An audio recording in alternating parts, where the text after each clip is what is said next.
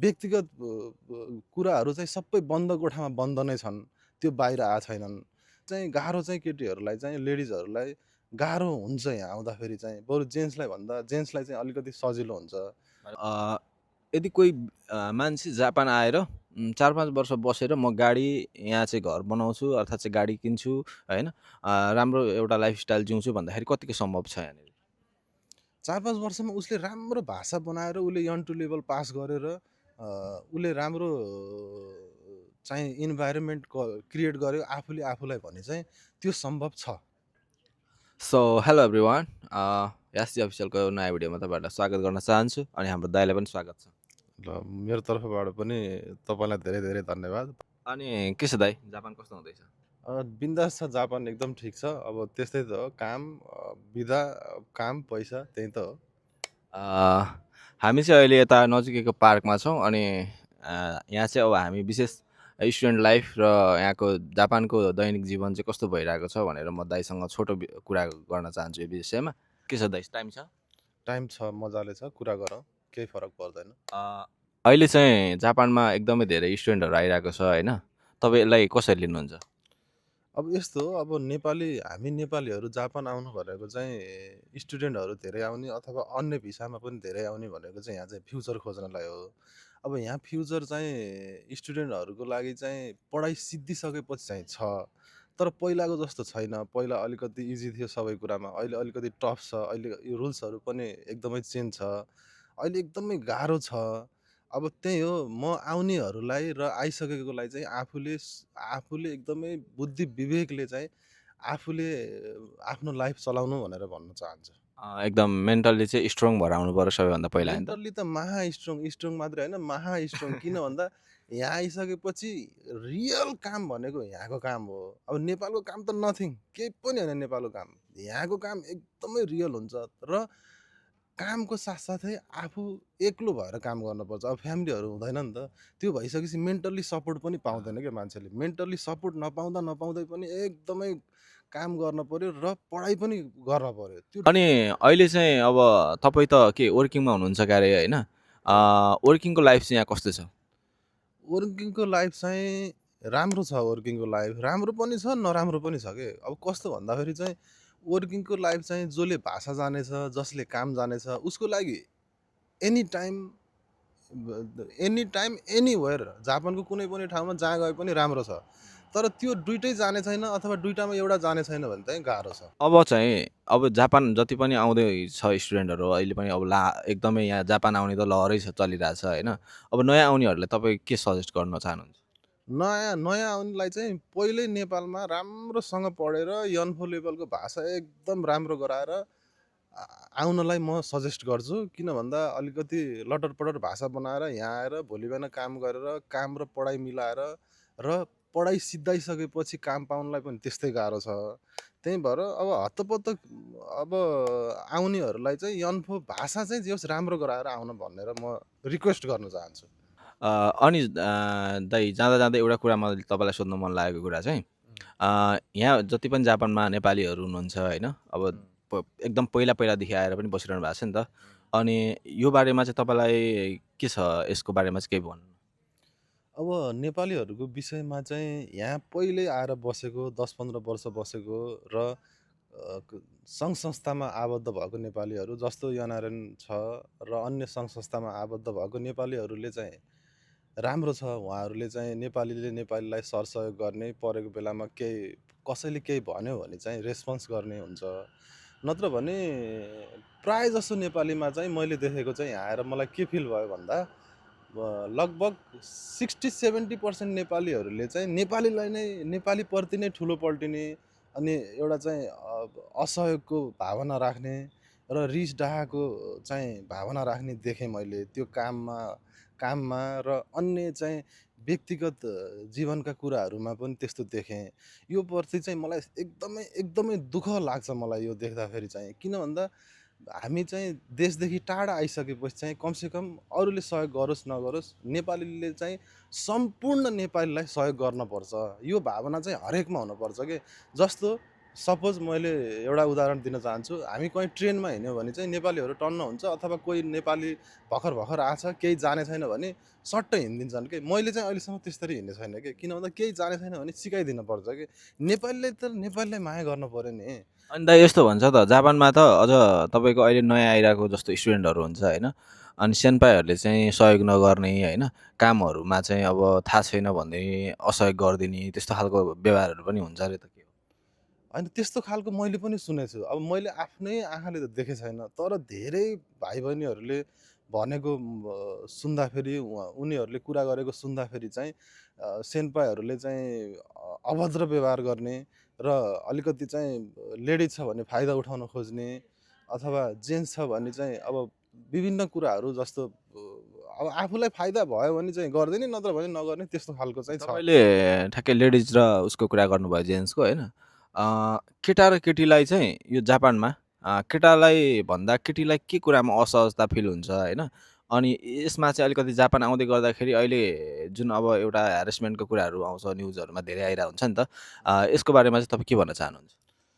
अब यहाँ नेपालीले नेपाली सर्कलमा काम गर्दा, अथवा नेपालीले नेपाली मार्फत जाँदाखेरि चाहिँ राम्रोसँग चाहिँ उहाँहरूलाई राम्रो व्यवहार गरेर कुनै काममा लगाइदिएको अथवा सहयोग गरेको चाहिँ कमै छन् होला। नत्र भने प्रायः जसो ठाउँमा चाहिँ ह्यारेसमेन्ट हुन्छन्। अब ती सबै कुराहरू, ती व्यक्तिगत कुराहरू चाहिँ सबै बन्द कोठामा बन्द नै छन्, त्यो बाहिर आएको छैनन्। तर यहाँको रियालिटी चाहिँ अलिकति चाहिँ गाह्रो चाहिँ केटीहरूलाई चाहिँ, लेडिजहरूलाई गाह्रो हुन्छ यहाँ आउँदाखेरि चाहिँ। बरु जेन्ट्सलाई चाहिँ अलिकति सजिलो हुन्छ। भनेपछि केटालाई भन्दा केटी मान्छेलाई छोरी मान्छेलाई अलिकति जापान चाहिँ गाह्रो नै छ भन्ने बुझ्नु पऱ्यो। त्यो अलिकति गाह्रो चाहिँ छ। किन भन्दा स्वाभाविक रूपमा उहाँहरू फिमेल हो। फिमेल भइसकेपछि अब एउटा वुमन आईले हेर्ने चाहिँ दृष्टिकोण फरक भइहाल्छ। त्यो माथि नेपालीलाई चाहिँ सहयोग गरिदियो हुन्थ्यो, राम्रोसँग गरिदियो हुन्थ्यो भन्ने चाहना चाहिँ हुन्छ मेरो। तर त्यस्तो हुँदैन। रियालिटीमा चाहिँ अलिकति चाहिँ भइहाल्छ क्या, थोरै नराम्रो हुन्छ क्या त्यहाँ। जापानमा अहिले एकदमै धेरै रुल्सहरू चेन्ज भइरहेको छ होइन, अहिले चाहिँ वर्किङ भिजाहरू लगाउनलाई गाह्रो भएको अवस्था, त्यस पछाडि गएर जापानले चाहिँ दिनदिनै रुल्सहरू चाहिँ चेन्ज गरिरहेको अवस्था होइन, यसलाई तपाईँले कसरी लिनुभयो? यसलाई चाहिँ जापानको साइडबाट गरेको ठिक हो। किन भन्दा नेपालीहरूले धेरै खुद्रा दिमाग लगाएर धेरै डिफल्ट कामहरू गरेको छन्। अब रुल्स र कागजमा चाहिँ राम्रो गरिदिए पनि, तर सबै कुराहरू चाहिँ के गर्यो भन्ने कुरा त जापानिजहरूले पनि त बुझेछ। त्यो बुझेको भएर हैरान भएर फल्ट खुद्रा दिमाग लगाएको भएर उनीहरूले रुल्समा राख्न खोजेको हो। नेपालीहरू चाहिँ अलि धेरै फास्ट ट्र्याक खोज्ने हो। फास्ट ट्र्याक चाहिँ खोज्ने एकदमै खोज्छन्। नेपाली मात्रै नभएर अन्य कन्ट्री फरेनरहरूले नि खोज्न चाहिँ। तर आफू नेपाली भएको भएर, नेपाली सर्कलहरू धेरै देखेको भएर त्यस्तो चाहिँ मैले कुरा गरेको हो यसमा। अनि त्यही हो। अब त्यो जे भए पनि जापानले त्यो रुल्स राख्नुमा चाहिँ ल फर्दर एक्साइड जेसुकै कज भए पनि, तर जापान यतिविधि कडा हुनुमा चाहिँ एकदम बेटर हो जापानको साइडबाट। किन भन्दा उसले रुल्समा राखिदियो भने न काम बिजनेसम्यान मऱ्यो, न काम गर्ने मान्छे मऱ्यो।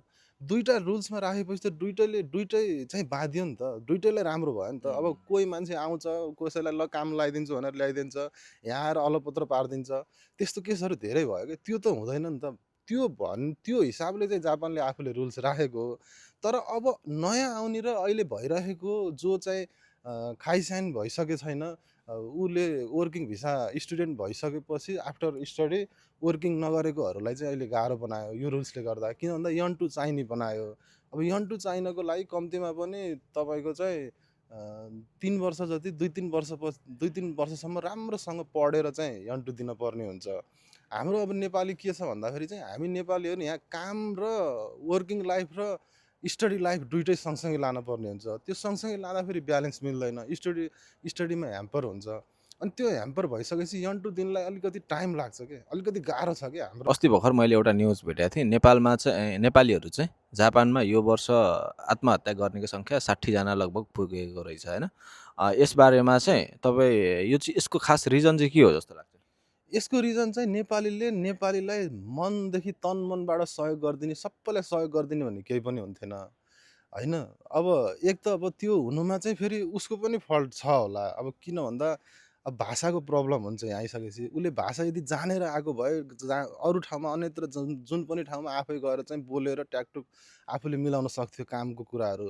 अब मान्छे यहाँ आएर आत्महत्या गर्नु भनेको स्वाभाविक रूपमा उसले भने जस्तो आफूलाई नपाएर एकदम फ्रस्ट्रेट फिल भएर आत्महत्या गर्ने हो होइन। काम नपाउने समस्या, त्यस पछाडि गएर सेन्पाईदेखिको हेपावट। काम नपाउने समस्या, सेन्पाईको हेपावट र आफूले यहाँ आइसकेपछि अब सास फेरेको नि पैसा तिर्नु पर्यो भन्नाले अब सबै कुरामा बस्नलाई पैसा, खानलाई पैसा एनी सबैमा छ नि त। त्यो हुन त नेपालमा नि छ, वर्ल्डमा जहाँ पनि छ। तर यहाँ त त्यो सबै हुन्छ, तिर्न पर्यापरै हुन्छ। आफूले काम पाएको हुँदैन, काम नपाएपछि यता घरको ऋण, घरको व्यवहार सबै टेन्सनले गर्दा त्यस्तो आत्महत्या हुन्छ। तर यो आत्महत्या रोक्नलाई चाहिँ नेपालीको आत्महत्या, नेपाली स्टुडेन्टहरू, नेपाली दाजुभाइहरू, नेपालीको आत्महत्या रोक्न चाहिँ नेपालीले, सम्पूर्ण नेपालीले हृदयदेखि, मनदेखि, चाहे त्यो जापानको पूर्व होस्, चाहे त्यो पश्चिम होस्, चाहे त्यो उत्तर होस्, चाहे त्यो दक्षिण होस्, सबैलाई मनदेखि सहयोग गर्यो भने चाहिँ यो हल हुन्छ। अब त्यही त फेरि अब यो गर्दैनन् फेरि। यो त नेपालीमा अलिकति पुरानो नेपाली भयो भने चाहिँ मैले जानेछु, बुझेछु भनेर ऊ गमक्क परिदिन्छ, त्यति हेल्प गर्दैन। भनेपछि जापानमा यदि हेल्प गर्ने मान्छे र तपाईँको आफूसँग भाषा राम्रो छ भने जापान राम्रो छ। जापान राम्रो छ। जापान एज अ कन्ट्रीको हिसाबमा हेर्दाखेरि अरूसँग कम्पेरिजन गर्ने भने नि जापान एकदमै राम्रो हो। अहिले चाहिँ तपाईँको अब हामी ठ्याक्कै अहिले भिडियोको अन्तिममा छौँ।